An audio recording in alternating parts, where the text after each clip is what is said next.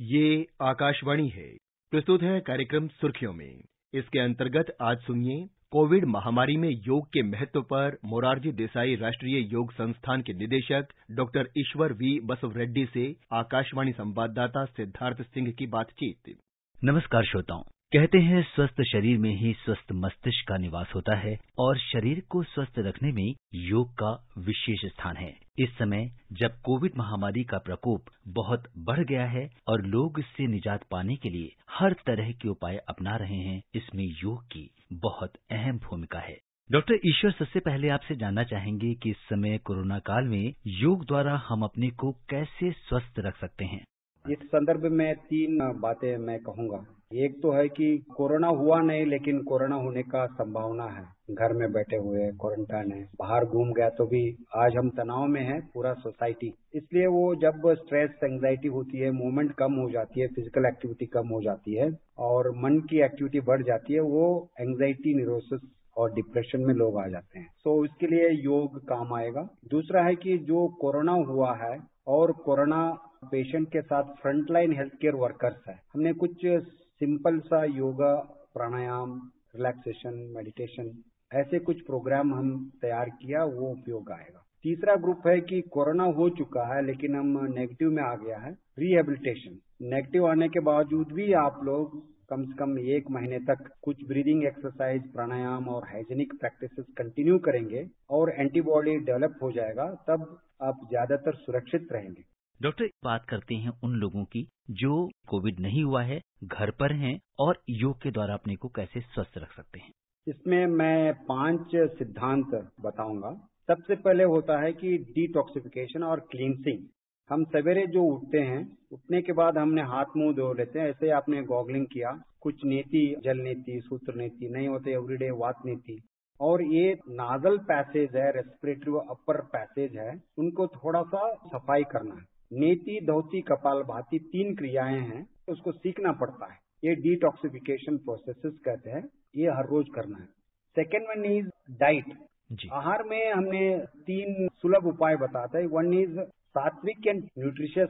दूसरा है कि जो सीजनल एंड लोकल फूड है, ये दोनों बहुत मायने रखते हैं आपको इम्यूनिटी डेवलप करने में। तीसरा है कि जो आप खाना खाएंगे नियमित समय पर खाएं और थोड़ा सा जो भूख है उससे कम खाएं, ये हमारा इम्यूनिटी बढ़ने में सहायक होता है। तीसरा है हमारा जो हम बैठ कर एक्सरसाइज नहीं होता है, बॉडी हेवी हो जाती है, इसलिए हमने 8 से 10 योगासन का, स्टैंडिंग में 2, सिटिंग में 2, प्रोन लाइंग में पेट के बल लेटकर, पीठ के बल लेकर 2-2 आसन।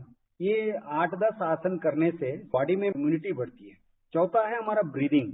ब्रीदिंग और प्राणायाम हमारा लंग्स कैपेसिटी बढ़ाते हैं। लंग्स कैपेसिटी बढ़ने से, ब्रीदिंग लंबा होने से मन एकाग्र होता है। 5वां है ध्यान, मेडिटेशन।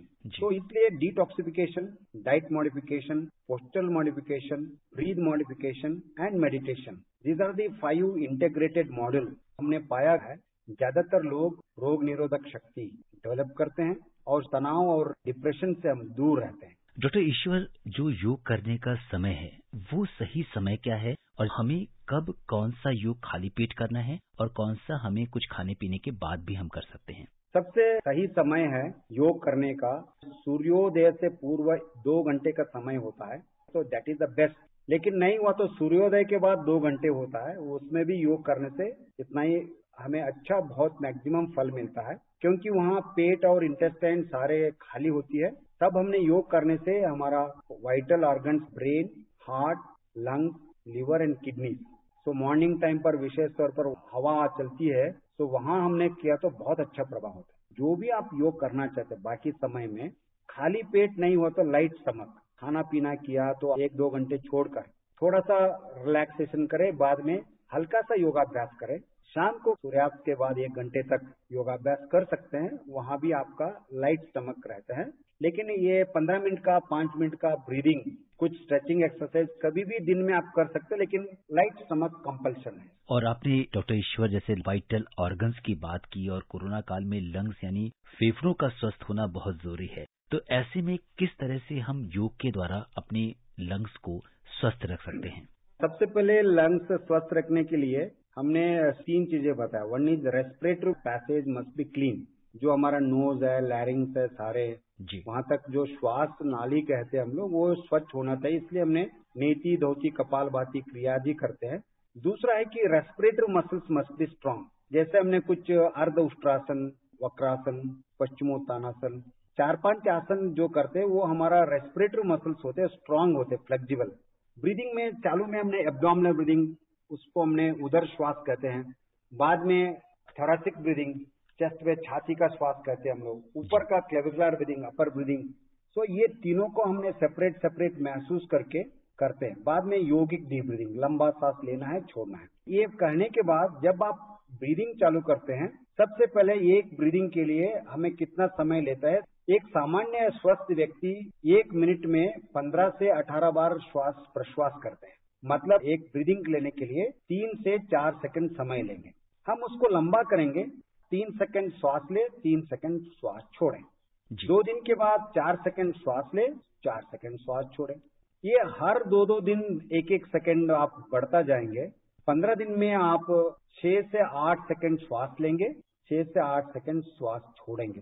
आपने 18 बार ब्रीदिंग करने वाले 1 मिनट में 4 ब्रीदिंग में आ गया सहज श्वास प्रश्वास। लेकिन 1-2 श्वास नहीं करना है, कम से कम 10-12 श्वास प्रश्वास का करना है। जी। और डॉक्टर ईश्वर, बहुत सारे ऐसे लोग जिनके अंदर कोविड में हम ऑक्सीजन लेवल की बात करते हैं, ऑक्सीजन सैचुरेशन लेवल कुछ लोगों का कभी कम हो जाता है, तो ऐसे में क्या ये इस तरीके से हमें योग और प्राणायाम करने से उसमें भी कुछ परिवर्तन हो सकता है? यहाँ कॉशन मैं कराऊंगा। जैसे आपका ऑक्सीजन लेवल जो 90 के नीचे हो जाती है, इमीडिएटली आपको सजग होना चाहिए, क्योंकि आपका लंग्स हेल्दी नहीं है। कोरोना वायरस का प्रभाव ज्यादा हो गया। कोरोना वायरस का लोअर लंग्स का, फेफड़े का लोअर हिस्सा पर बहुत होता है, पस वगैरह चालू हो गया। जितना भी करें हम उसमें समाधान नहीं कर सकते। लेकिन कहाँ हमने एंटीबायोटिक्स ट्रीटमेंट लिया, मेडिसिन लेना जरूरी है, क्योंकि आप ऑक्सीजन लेवल कम हो गया। Now you need the oxygen. हमारा सबसे पहला प्रयास रहेगा हम वेंटिलेटर पर न चलें, ऑक्सीजन ले, एंटीबायोटिक्स ले। तब हमने दिन में 2 बार मिनिमम और 4 बार मैक्सिमम, 5-6 घंटे में एक बार हमने 15-15 मिनट का ब्रीदिंग एक्सरसाइज 10-10 राउंड का करवाते हैं। लोअर एब्डोमेन लेट कर ही करना है। हमारा वीडियो है योग YOGAMDNIY.nic.in साइट में मिलेगा। और डॉक्टर ईश्वर, वो लोग जिनमें सीवियर कोविड हुआ, अस्पताल में जिन लोगों को भर्ती होना पड़ा, इसके बाद वो घर पे आए, तो जब लंग्स काफी वीक हो तो किस तरह के आसन या योग को हमें करना चाहिए? हाँ, उसमें सिंपल है। 3 सेकंड सांस लेना है, 3 सेकंड श्वास छोड़ना है। ये आपने 2-3 मिनट सेकंड का आपने 6 सेकंड भी कर दिया। एक बार आपने लेटा है, आपने 3 सेकंड सांस ले लो, 3 सेकंड सांस छोड़। ऐसा ऐसा सांस छोड़ने का जो मात्रा है वो उसको बढ़ा दे। बाद में आपने 6 सेकंड श्वास लिया, 6 सेकंड श्वास छोड़ने का प्रयास करने लगेंगे, अपने आप आपको लगेगा आपका फेफड़े का शक्ति वृद्धि हो गई। लेकिन कम से कम 10-12 राउंड करना आवश्यक है, तभी एक रिदम बनेगा, तभी आपको एक क्षमता बढ़ेगी। उसके बाद योग निद्रा, कभी 8 मिनट या उसके बाद 18 मिनट का योग निद्रा सीढ़ी आती है आजकल, वो करने से नींद का मात्रा बढ़ जाती है। So many of the time post Covid में डिस्टर्बेंस ज्यादा होती है ब्रीदिंग वेरिएशन के कारण, लोगों को क्वालिटी स्लीप नहीं आती है। इसमें भी रिकवरी का प्रॉब्लम आ जाती है। इसलिए वो ब्रीदिंग के बाद योग निद्रा किया, आपका क्वालिटी ऑफ स्लीप इंप्रूव हो जाती है। उससे भी आपका लंग्स कैपेसिटी, लंग्स इम्यूनिटी बढ़ जाती है। और डॉक्टर ईश्वर, चलते चलते आप आकाशवाणी के श्रोताओं को इस कार्यक्रम के माध्यम से क्या कुछ संदेश देना चाहेंगे? संदेश नहीं है, ये एक विनती करूंगा। सबसे पहले इस पेंडेमिक कंडीशन में हमें क्या करना है, मेरा कंट्रीब्यूशन देश के लिए क्या है। मैं हमेशा ये बोलता हूँ कि मैं स्वस्थ रहूंगा और मेरा फैमिली मेंबर्स, मेरा वर्क प्लेस में जितने हो सके तो मैं लोगों को मोटिवेट करूंगा, हाइजीनिक कंडीशन फॉलो करूंगा, स्वस्थ विचार और स्वस्थ आचार के लिए मैं प्रेरणा करूंगा। जी डॉक्टर ईश्वर, आपने आकाशवाणी के श्रोताओं के लिए समय निकाला, आपका बहुत बहुत धन्यवाद और आभार।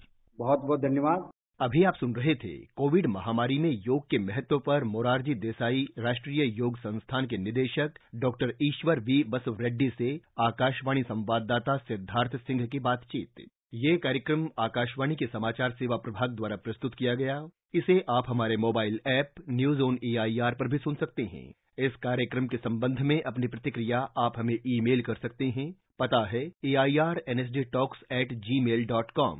ये कार्यक्रम फिर से सुनने के लिए लॉग ऑन करें हमारी वेबसाइट newsonair.com